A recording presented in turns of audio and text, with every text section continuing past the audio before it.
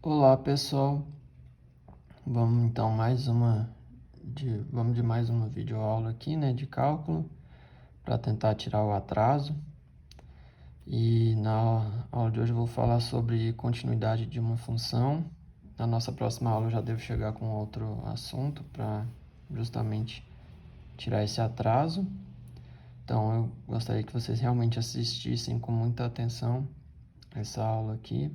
Pretendo ser breve para já começar a gravar outro para tirar esse atraso e a gente conseguir concluir o cronograma da, da disciplina. Então vamos lá. O que vem a ser a continuidade de uma função? Antes de mais nada, como vocês estão percebendo, faz parte da própria análise, da própria dinâmica do estudo de continuidade de uma função, o emprego de limite. Então, a partir daqui, eu já estaria dando para vocês uma autorização para usar esse tipo de notação aqui, para a gente ganhar um pouco mais de tempo. Eu sei que vocês já estavam afoitos nos trabalhos, inclusive, muitos de vocês já estavam usando sem essa minha permissão, porque o intuito era desenvolver essas habilidades de vocês, as ferramentas básicas, para depois começarem a usar as mais avançadas, sem aqueles conceitos prévios dos exercícios, né, a definição de limite, usando desigualdade. Não faz sentido já usar direto isso aqui, tem que ter essa noção, realmente, por isso que eu tive esse cuidado, até mesmo para vocês terem mais ferramentas ao longo da carreira de vocês, porque uma vez entrado na rotina de estudos, tem que sempre se manter atualizado, sempre procurar por novas ferramentas, mais eficientes e tudo mais. E aquela abordagem primeira foi uma preparação para isso. Então vamos lá, sem mais delongas. Quando se trata de continuidade de uma função, a gente pega uma f, nesse nosso caso, uma função que está que depende de apenas uma única variável, e essa variável está no contexto de números reais. Então dizemos que f é localmente contínua quando, para algum valor a pertencente aos reais, existir a imagem daquele meu x igual a lá no meu gráfico, que é esse f de a, quando existir limite da minha função, quando x chegar próximo de a, e aí perceba que esse limite aqui não é um limite lateral, ele é aquele primeiro limite que a gente estudou lá no início com as desigualdades, onde tinha aquela formação de zero menor que módulo de x menos a, menor que delta, e se implica, tal. É esse tipo de limite aqui. E olha só que curioso, como é que a gente avalia se esse tipo de limite existe ou não? Justamente quando os limites laterais existem. E esses tópicos a gente viu previamente já também como é que funcionam. E aí, por isso, esse limite então existe se somente se esses limites laterais existirem com relação a esse ponto de análise. E aí, constatei que existe, então eu vou para o terceiro e último tópico. O limite da minha f no ponto tem que ser exatamente a imagem. Lembrando que para que a minha função não seja contínua, basta que um desses tópicos seja invalidado. Não precisa necessariamente os três ou dois, não, basta um. Se um desses requisitos aqui falhar, a sua função já não é contínua naquele ponto. Qualquer outra situação de dizermos que f é localmente contínua? Quando para algum intervalo i que esteja presente no meu conjunto dos reais, ou seja, esteja contido, primeiro, que exista a minha f naquele xi, né? Segundo, quando existir o limite da minha f para quando o x tender aquele xi, e aí quando é que esse limite vai existir? Quando seus correspondentes limites laterais também forem iguais entre si, então esses limites que vão existir. E terceiro e último, o limite da minha f quando x tender a xi tem que ser exatamente a imagem no ponto em que x for igual a xi. E quem é xi? Qualquer um dos pontos que estejam presentes naquele meu intervalo especificado. seja um intervalo fechado, seja um intervalo aberto, seja um intervalo semi-aberto ou semi-fechado, que é a mesma coisa, entendeu? Então, eu já tenho aqui uma variedade maior de pontos, né? Ainda que seja uma f localmente contínua, mas por que que é localmente? Porque ela está contida em um único intervalo da minha reta toda. Ela não está...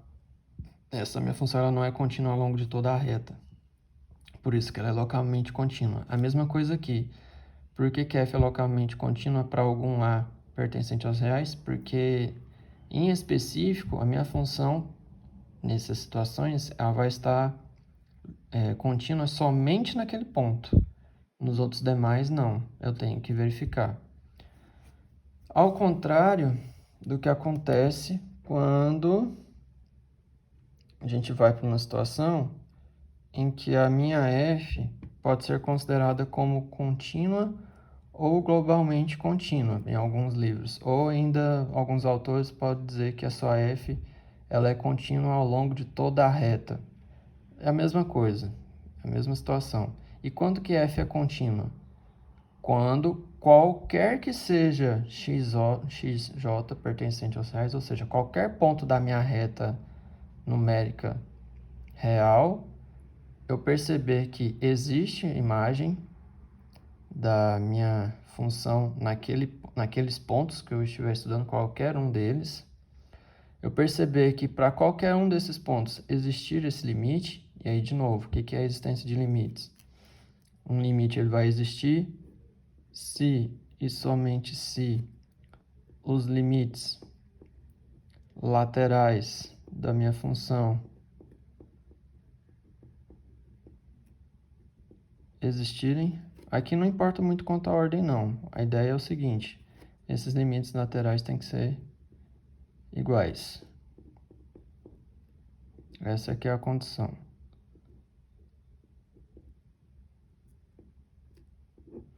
Então, quer dizer, se esses limites laterais, quando x tender para qualquer um desses pontos da minha reta numérica real, existirem, então eu percebo que existe o limite da minha f para qualquer ponto da minha reta. E aí, qual que é a terceira condição? E finalizada, né?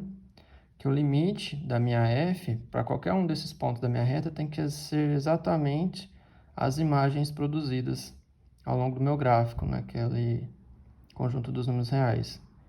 Então, essa é a situação proposta pela minha f ser contínua. Bom, algumas visualizações gráficas, né, para diferenciar essas três situações de continuidade.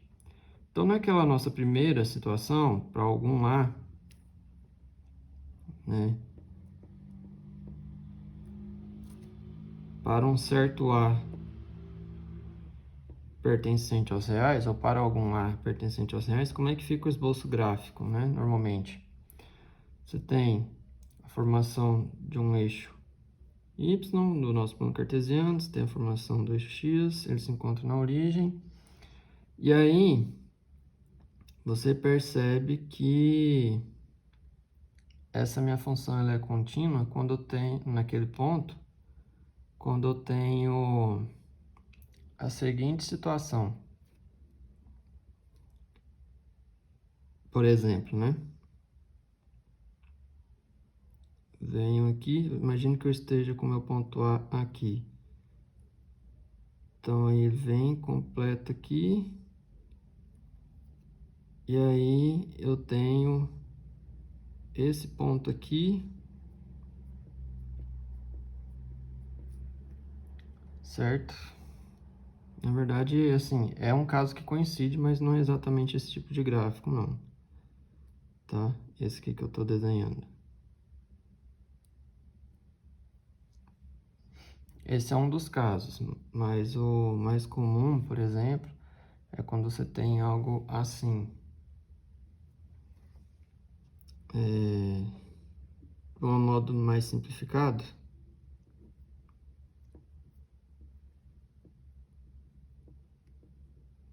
então você continua tendo aqui seu gráfico com eixo y e eixo x. E aí, por algum motivo, você verifica que só esse ponto aqui está valendo. Né? O jeito mais simplificado. Os outros demais não existem. Então, é um caso de a sua função para algum a ela ser localmente contínua. Outra situação de continuidade local. Ou seja, para algum intervalo contido na minha reta numérica real. Então, eu tenho de novo eixo y, eixo x, se cruzando na origem. E aí, eu tenho, por exemplo, essa situação aqui, ó.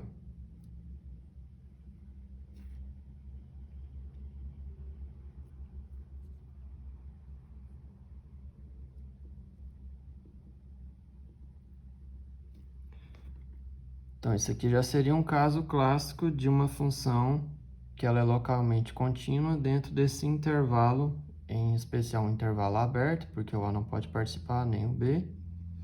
Mas, para qualquer um ponto que esteja dentro desse intervalo, eu tenho o seu limite correspondente e as suas imagens correspondendo a esse limite. Tá? E aí, o terceiro e último caso, a nível gráfico, né? É o caso que a gente mais gosta de trabalhar.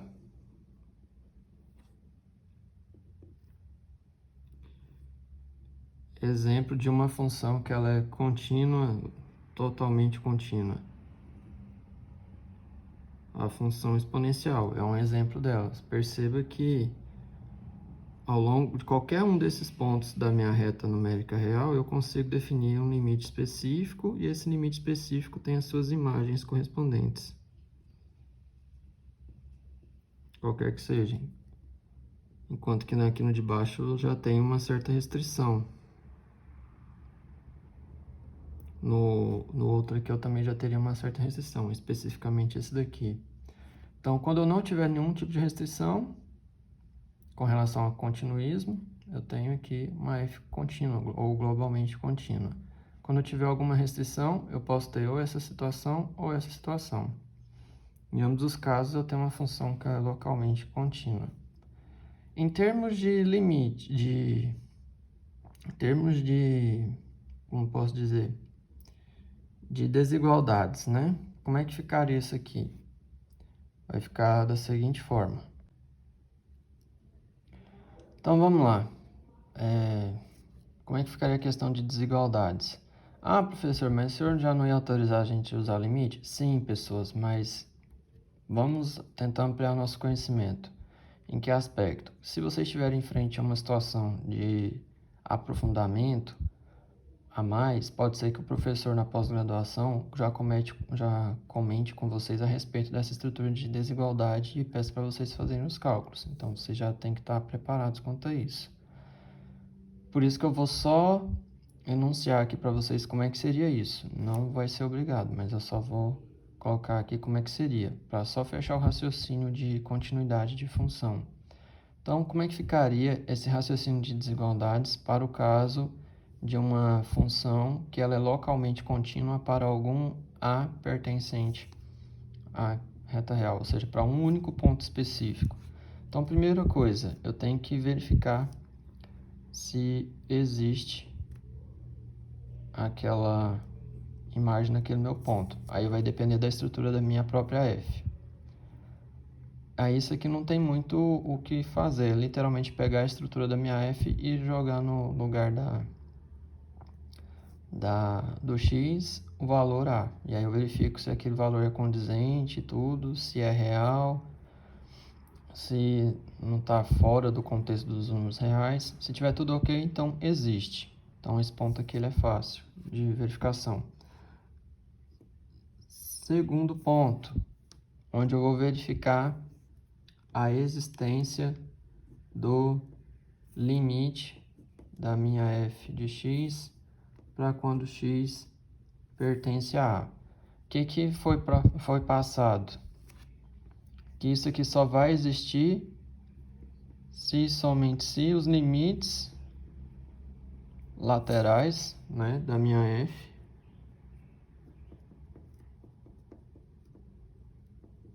forem o quê? Iguais entre si.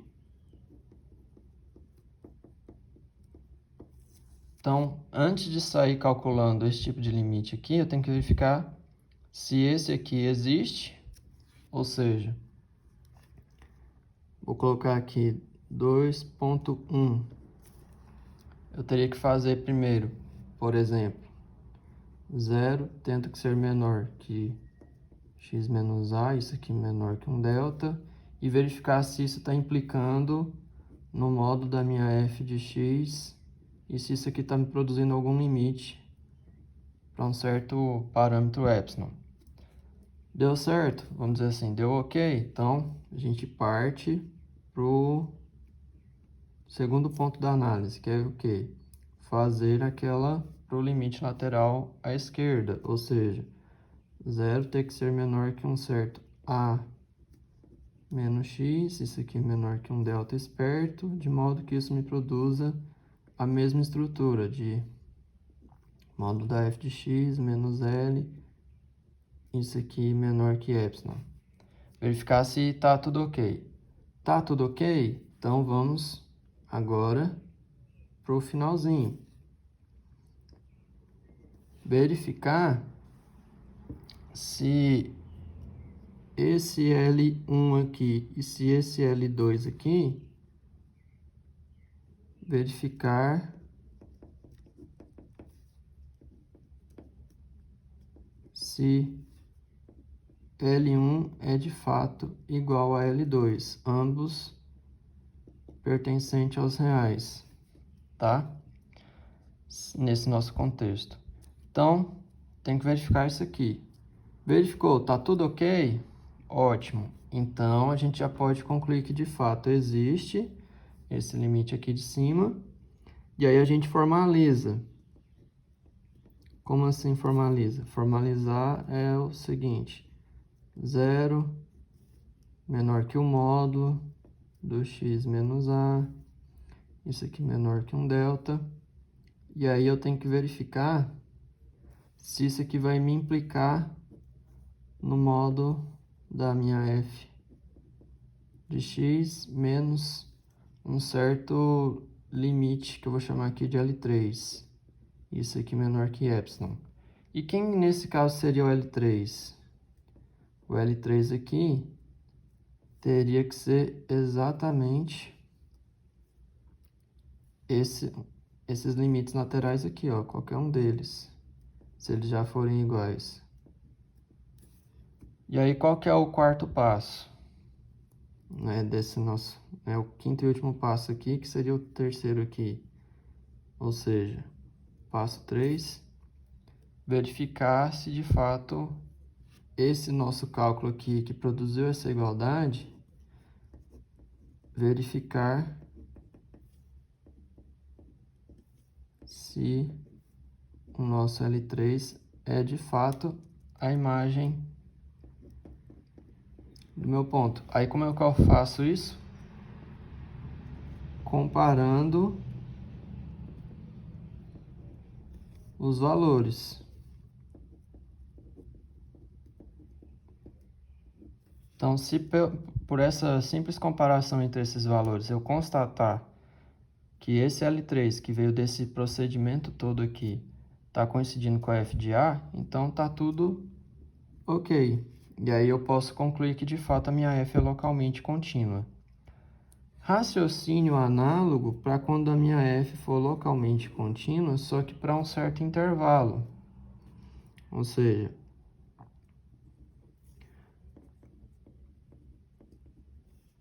para um certo intervalo i que esteja presente, contido, né, nos reais, como é que funcionaria aqui? Primeiro, eu teria que verificar quem que é esse intervalo, qual que é a natureza dele, se ele é aberto, se ele é fechado, se ele é semi-aberto, né, ou quem preferir semi-fechado. Aí eu vou verificar simplesmente substituindo mesmo na própria estrutura da minha f, verificar se existem aqueles meus pontos, aquelas imagens dos meus pontos aqui, que eu tinha chamado de xi, né? Isso para todo xi pertencente a esse intervalo, tá? Eu tenho que verificar isso aqui, se isso aqui ocorre. Vamos supor que deu certo. Então, a gente vai para o próximo passo. Qual que é o próximo passo? Eu tenho que verificar a existência dos limites, né? Do meu limite da minha f de x, para quando x se aproximar daqueles meus pontos dentro do intervalo especificado. Que, novamente, isso aqui só vai ocorrer se eu tiver essa constatação da igualdade entre os meus limites laterais, para todos aqueles meus pontos.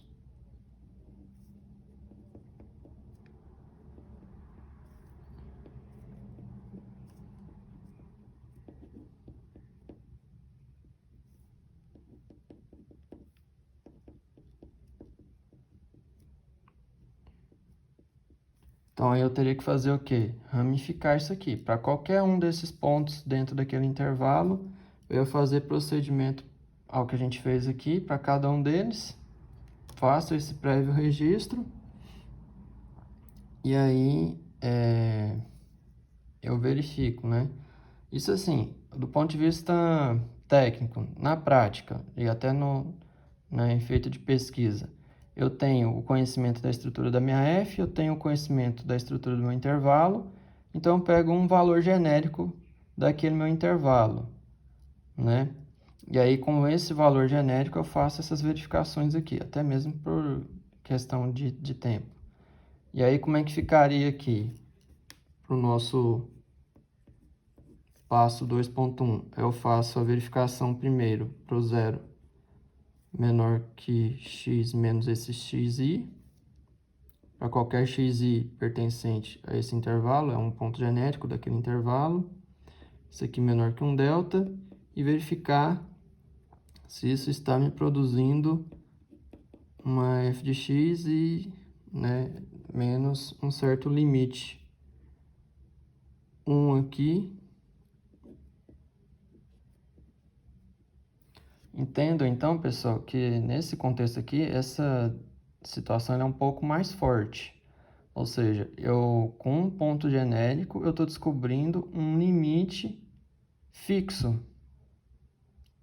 Então, aí eu já estou fazendo uma conclusão mais forte do que essa daqui. E realmente, você pegar uma função que é localmente contínua dentro de um intervalo, é uma versão estendida dessa localmente para um único ponto. Então, por isso que ela é um pouco mais forte, mas temos situações em que isso ocorre. E aí, verifiquei que isso aqui está ok, está tudo certinho, então vou para o próximo. Ou seja, vou para a próxima verificação. Esse aqui é o do nosso limite lateral à direita. E aí eu faço para o correspondente. xi menos x, isso aqui menor que delta, para a gente calcular o limite lateral à esquerda. E aí, com isso, eu tenho que verificar se isso aqui ocorre. Que, assim como o tópico anterior, é algo muito forte. Se isso aqui está de boa, realmente ocorreu, então aí eu faço a verificação. Então, então temos aqui que verificar se esse L1 é de fato igual a L2, e ambos pertencentes aos reais. Verificou? Isso aqui foi satisfeito? Ótimo. Então, agora eu formalizo para esse ponto genérico do intervalo aquele cálculo que a gente tinha feito lá no início do nosso curso, com relação aos limites e desigualdades, onde ficaria módulo de x menos xi. Isso aqui tem que ser menor que um delta. E isso aqui me produzia aquela estrutura, módulo da f de x, menos certo limite L3, tem que ser menor que um epsilon. de modo que esse L3, ele tem que ser igual exatamente a L1 e L2. E aí, para finalizar, nessa nossa análise aqui, de um limite local para algum intervalo, o que que eu faço? Eu verifico, então eu tenho que verificar se esse L3 que eu encontrei aqui, se ele coincide com aquela minha imagem proposta para qualquer um daqueles meus pontos pertencentes ao meu intervalo. Certo? Então, vou ter aqui uma família de limites, na verdade, para qualquer uma delas eu teria essa tendência. Certo? Aí isso aqui ocorreu, né? Aí eu posso dizer que a minha f ela é localmente contínua dentro daquele intervalo. Ou seja, para cada xi aqui eu vou ter um valor de limite. Se eu pego o x1, vou ter um certo L1 respectivo ao x1. Se eu pego o L2, vai ter um limite respectivo ao Lx2. Da mesma forma que se eu pegar a imagem da minha f quando x é igual a x1, vou ter lá um valor. Quando eu pego o x2, eu vou ter a correspondente f em x2. E aí, para cada uma dessas verificações, eu vou ter um respectivo L3 relacionando com suas imagens. Aí eu tenho que verificar se esse L3 para cada uma delas está coincidindo com as imagens. Ou seja, se a L3 vinda lá de x1 está coincidindo com a f em x1, e se a L3 vinda lá de x2 está coincidindo com a f em x2, e assim por diante. Se eu verificar que isso está ocorrendo para todos, então realmente minha f ela é localmente contínua naquele intervalo.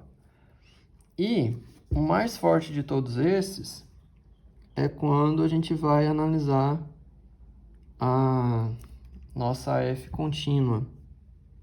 Porque quando a f ela é globalmente contínua, ou então contínua, ou seja, ela é contínua para todo ponto da minha reta numérica real, eu vou poder, independentemente de qualquer que seja xj pertencente aos reais, eu tenho que verificar somente se isso aqui está me produzindo, ou seja, se existe alguma imagem naqueles pontos que eu estou escolhendo. E aí eu verifico que sim, então já pulo para a próxima etapa. Agora que as coisas aqui começam a ficar legais, porque eu vou poder verificar essa existência de limites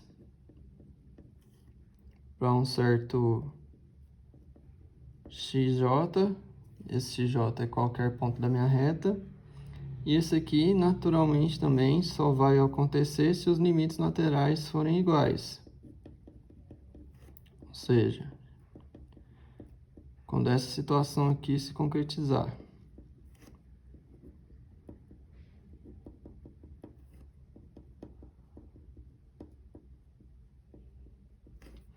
Que, em termos de desigualdade, como é que ficaria? De novo, 0 menor que x menos xj para calcular o limite lateral à direita. Isso aqui tem que implicar no módulo da minha f de x menos seria agora o L, né? Só que como eu estou pegando para f contínua, esse L aqui, ele vai ser mais generalizado. Então, por isso que eu estou colocando só L dessa forma aqui. Mas eu posso colocar aqui um L1, não tem nada não.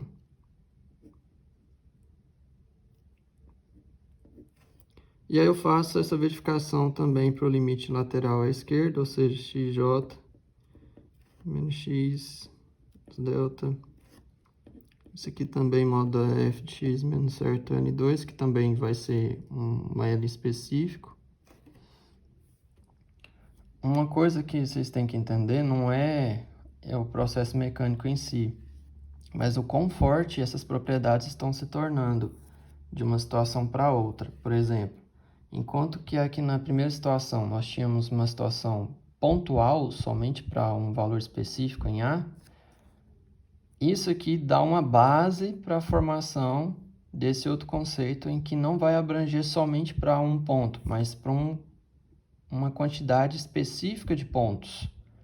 Então, é a versão estendida dessa. Então, ela é um pouco mais forte que essa.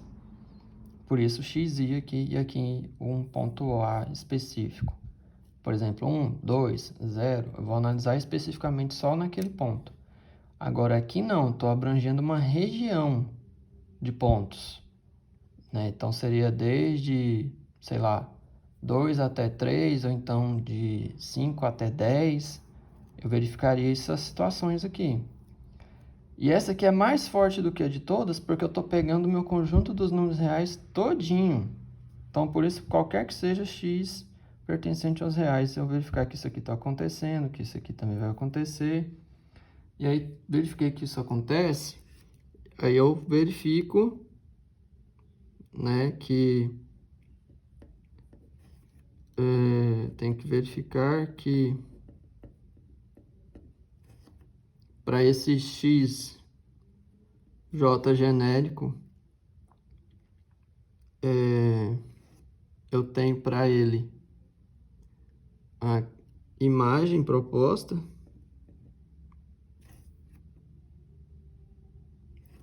e verificar se isso aqui está sendo igual a um certo limite L.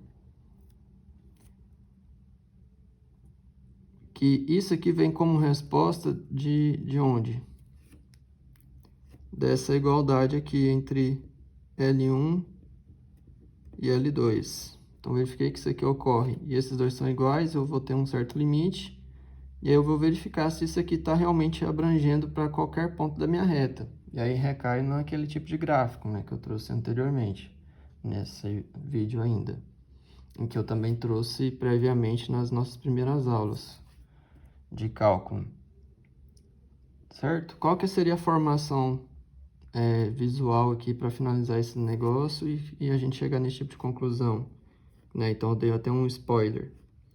É o verificar se 0 é de fato menor que o módulo de x menos xj, e esse aqui menor que um delta, e verificar se isso aqui está realmente implicando no módulo entre f de x menos, agora em vez desse limite, já que isso aqui vai acabar ocorrendo, então verificar se isso aqui é verdade.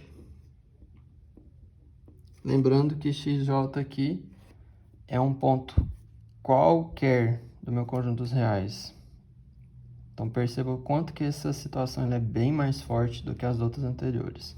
Essa é a beleza, pessoal, dessa propriedade de continuidade de uma função real, tá? Mas reforçando, isso aqui é só para vocês terem uma ideia de como é que seria. Não vou cobrá-los esse tipo de conhecimento na prova e nem nos outros demais exercícios. A gente vai utilizar somente essa notação aqui de limite que vocês queriam tanto, tá bom? E eu espero vocês na nossa próxima aula e fiquem atentos ao nosso próximo vídeo.